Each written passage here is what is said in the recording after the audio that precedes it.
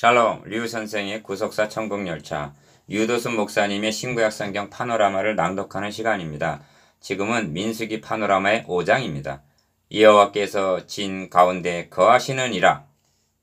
요절은 3절. 물론 남녀하고 다 진 밖으로 내어 보내어 그들로 진을 더럽게 하지 말라.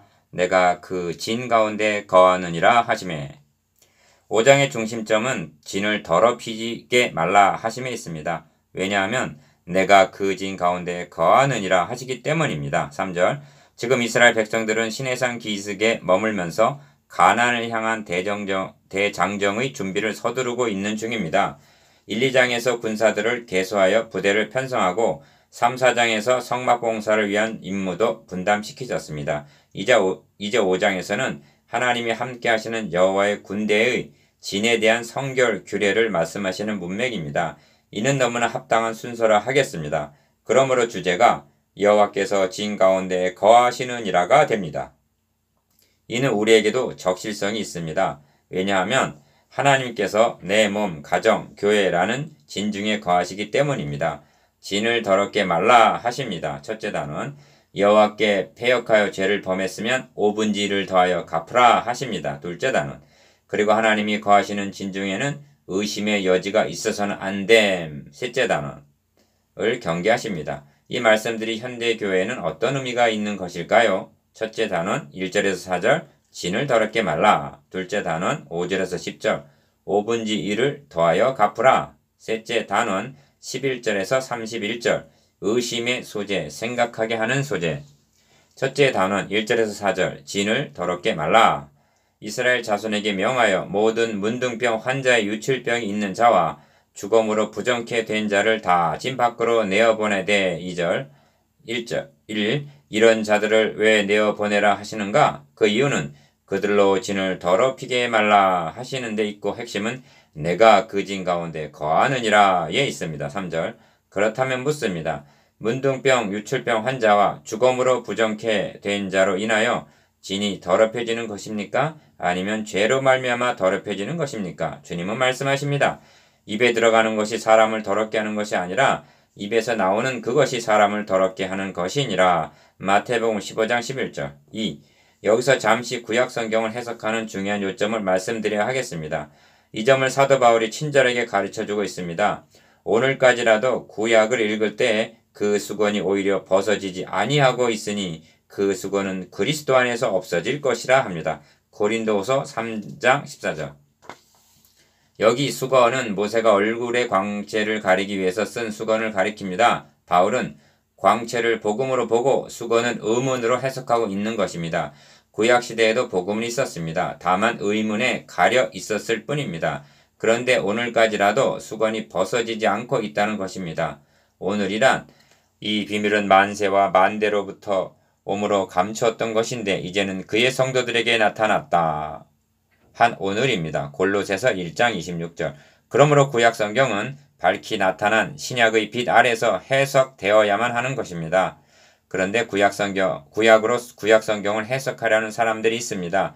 유대교 학자들, 문자주의자들이 그러합니다. 주경가들도 성경 전문적으로 해석하는 학자들이죠. 이런 경향이 있습니다. 심지어 구약 성경으로 신약 성경을 해석하려는 사람들도 있는데 특히 계시록을 그렇게 해석함으로 혼란에 빠지게 하고 있습니다. 3. 본문도 신약의 빛 아래서 보아야만 하나님의 의도를 곡해하지 않게 됩니다. 이 말씀을 받는 이스라엘 백성들은 430년 동안이나 애굽에서 노예로 있던 자들입니다. 그들이 6월절 어린 양의 구속으로 말미암아 하루아침에 하나님의 백성들이 된 것입니다. 그래야 영적으로 하면 갓 태어난 어린아이와 같은 상태입니다. 하나님은 이들에게 마치 유치원 어린이들을 상대로 실물 교육을 하듯이 가르치고 계시는 중입니다. 그러므로 이하에 나오는 의심의 소재에도 이와 같은 그 시대의 눈높이에서 보아야만 이해할 수가 있는 것입니다.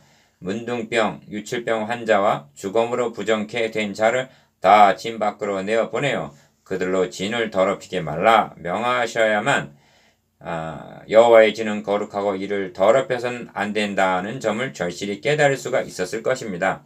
주님은 말씀하십니다. 모세가 너희 마음의 완악함을 인하여 아내의 내어버림을 허락하였거니와 본래는 그렇지 아니하니라. 마태복음 19장 8절. 이것이 구약 시대의 연약성이요 수준입니다. 자, 그런데 주님께서 이 연약성을 얼마나 온전케 하셨는가를 보십시오. 기억. 예수께서 한 동네에 계실 때에 온몸에 문둥병 들린 사람이 있어 예수를 보고 엎드려 구하여 가로되 주여 원하시면 나를 깨끗게 하실 수 있나이다 하니 예수께서 손을 내밀어 저에게 대시며 가라사대 내가 원하노니 깨끗함을 받으라 하신데 문둥병이 곧 떠나니라. 누가복음 5장 12절에서 13절. 니은 이에 12해를 혈루증으로 앓는 중에 아무에게도 고침을 받지 못하던 여자가 예수의 뒤로 와서 그 옷 가에 손을 대니 혈루병이 즉시 그쳤더라. 딸아 너의 믿음이 너를 구원하였으니 평안히 가라 하시더라. 누가복음 8장 43절에서 48절. 디귿 주께서 과부를 보시고 불쌍히 여기사 울지 말라 하시고 가까이 오사 그 관에 손을 대시니 맨 자들이 서는지라. 예수께서 가라사대 청년아 내가 너에게 말하노니 일어나라 하시매 죽었던 자가 일어앉고 말도 하거늘. 누가복음 7장 13절에서 15절. 주님은 문둥병, 혈류증, 죽은 자에게 친히 손을 대셨습니다. 그리고 고쳐주시고 살리셨습니다. 이러한 신약의 하나님과 본문을 말씀하시는 구약의 하나님은 동일하신 하나님이십니다. 5. 성경은 말씀합니다. 이 장막은 현재까지의 비유니 이에 의지하여 드리는 예물과 제사가 섬기는 자로 그 양심상으로 온전케 할 수 없나니 이런 것은 먹고 마시는 것과 여러 가지 씻는 것과 함께 육체의 예법만 되어 개혁할 때까지 맡겨둔 것이니라. 히브리서 9장 9절에서 10절. 이는 비유라 말씀합니다. 개혁할 때까지 맡겨둔 것이라 하십니다. 그러므로 본문의 문둥병, 유출병, 주검 등은 죄에 대한 상징이라 할 수가 있습니다. 둘째 단원 5절에서 10절. 오분지 1을 더하여 갚으라. 그 지은 죄를 자복하고 오분지 1을 더하여 그가 죄를 얻었던 그 본주에게 돌려줄 것이요. 7절. 1. 본 단원의 중심점은 타인에게 손해를 끼치는 죄를 범했을 때의 배상 규례입니다. 이는 5대 제사 중 속건제, 레위기 5장이죠. 해당이 됩니다. 먼저 여호와의 패역한 것이라고 말씀합니다. 6절 하반절. 모든 죄는 궁극적으로 여호와께 패역한 것이라는 점을 명심해야만 합니다. 왜 그렇습니까? 그로 인하여 하나님의 거룩하신 이름이 더럽힘을 받으시기 때문입니다. 2. 그러므로 이를 배상하는 절차도 이에 상응하는 조치를 취해야만 하는 것입니다. 먼저 기억, 그 지은 죄를 자복하라 하십니다. 7절 상반절, 니은 그 죄 값을 온전히 갚되 5분지 1을 더하여 배상하라고 말씀합니다. 7절 중반절, 이것이 사람에게 갚는 절차입니다. 그런데 이렇게 한다고 완결이 된 것이 아닙니다. 왜냐하면 하나님과의 관계성이 남아있기 때문입니다. 그러므로 디귿 그를 위하여 속죄할 속죄 수양을 드려야 한다는 점입니다. 8절 중반절. 이를 예를 든다면 5분지 1을 더하여 배상한 것이 민사적인 책임이라면 속죄제는 형사상의 책임이라 하겠습니다. 이를 위해서 속죄양을 드려야 한다는 것은 우리들의 형사상의 책임은 궁극적으로는 세상 죄를 지고 가실 하나님의 어린 양이 담당하시게 됨을 나타냅니다. 그런데 명심해야 할 점은 민사상의 책임은 본인의 몫이라는 점입니다. 3. 이 시점에서 배상 규례를 다시 말씀하신 의도가 무엇인가? 이런 분쟁이 여호와의 진중에서 일어나서는 안 되기 때문으로 여겨집니다. 가해자와 피해자 모두가 하나님의 백성들이요 이런 죄를 범한 곳이 여호와의 진중임을 잊지 말아야만 합니다. 신약성경에서도 그런즉 거짓을 버리고 각각 그 이웃으로 더불어 참된 것을 말하라. 이는 우리가 서로 지체가 됨이니라 합니다. 에베소서 5장 25절. 우리가 서로 지체가 됨이니라는 말씀을 유념하십시오. 오른손이 왼손에게 거짓을 할 수가 있겠느냐는 것입니다. 불신자에게 범한 죄도 해결을 해야만 합니다. 그런데 더욱 같은 지체 간에 이런 속임과 불의를 잉태하고 있다면 지체와 지체 사이에 나아가 하나님과의 관계에 균열이 생기게 될 것입니다.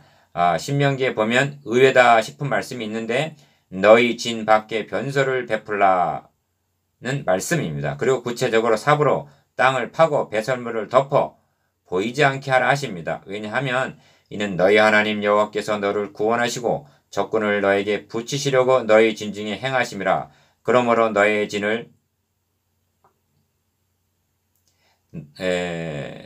거룩히 하라. 그리하면 너에게서 불합한 것을 보시지 않으므로 너를 떠나지 아니하시리라 합니다. 신명기 23장 12절에서 14절. 이렇게 말씀하셔야만 알아들을 수 있는 것이 당시의 수준이었던 것입니다.